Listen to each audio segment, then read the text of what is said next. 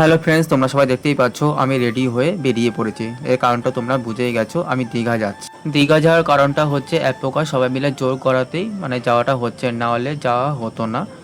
ছোট মামি আমার মাকে ফোন করেছে, তারপরে যে আর কি বাস ছাড়ছে তার সাথেও কথা বলেছে।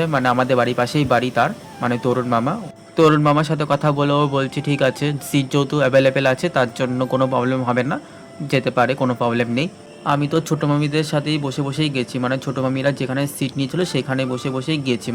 তিনজনের সিট ছিল, ছোটো মামির, পুচুর আর তানির, ওদের তিনজনের মধ্যে পুচুর সিটটা পুরোপুরি লাগছে না, তাই আমার হয়ে গেছে, চারজন আমরা আরামসে যেতে পারছি। দেখো তোমাদের সাথে কথা বলতে বলতে কতটা পথ চলে আসলাম।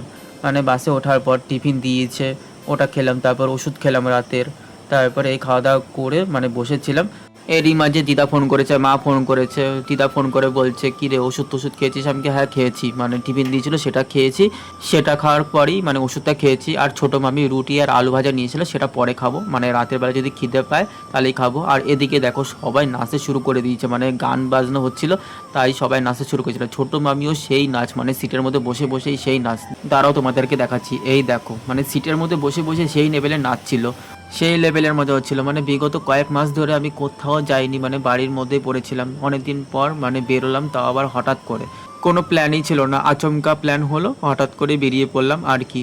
তারপরে এই মজা করতে করতে অনেকটা পথেই চলে আসলাম, বালি ব্রিজ ক্রস করা হয়ে গেছে, এখন একটা জায়গায় এসে দাঁড়িয়েছে গাড়িটা। বাস থেকে নামার পর জায়গাটা বেশ সুন্দরই লাগছিল, জায়গাটা চিনি না কিন্তু জায়গাটা খুবই সুন্দর। আশেপাশে ঘুরে দেখছিলাম, কিন্তু এই দুটো দেখো কি করছে, এই দুটো বেশ মজায় আছে।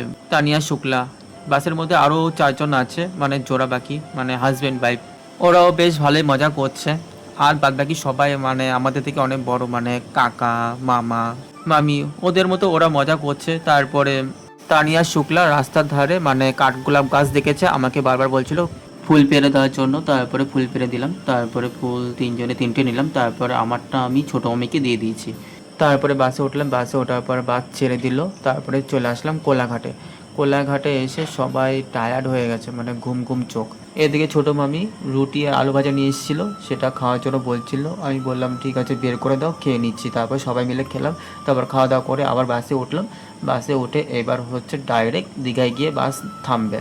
তারপরে সবাই মিলে কিছুক্ষণ গল্প করার পর ঘুমিয়ে পড়েছিলাম, কিন্তু ঘুমানোর সময় সবার একটু প্রবলেম হচ্ছিলো, তারপরে শেষমেশ ঘুমিয়ে পড়েছিলাম। তারপরে ঘুম থেকে উঠে দেখি বাস একদম দীঘায় এসে পৌঁছে গেছে। তারপর বাস থেকে নামলাম, তারপর এখন হোটেলের দিকে রওনা দিয়েছি। হোটেলে এবার যাচ্ছি, হোটেল যাই না কোন হোটেল, তারপরে গিয়ে দেখি আমরা 2 বছর আগে যে হোটেলে ছিলাম তার পাশের হোটেলেই আমরা স্টে করব। এদিকে আমি বাড়ি থেকে ব্রাশ আনতে ভুলে গেছিলাম, আবার ব্রাশ আনতে দোকানে গেলাম কিনতে, তারপরে কিনে টিনে এবার চলে আসলাম হোটেলের রুমে, আমাদের রুম দিয়ে দিয়েছে। তারপর আমরা রুমে প্রবেশ করলাম, এটা হচ্ছে আমাদের রুম। রুমটা বেশ ভালোই ছিল, পরিষ্কার পরিচ্ছন্ন। তারপরে ছোটো মামি এখানে থাকতে চাইছিল না, পরে ছোটো মামিকে এক প্রকার জোর করে দেখালাম, দেখার পর বলছে রুমটা ভালো। তারপর সবাই মিলে রেস্ট নিচ্ছিলাম। চলো এখনকার জন্য রাখছি।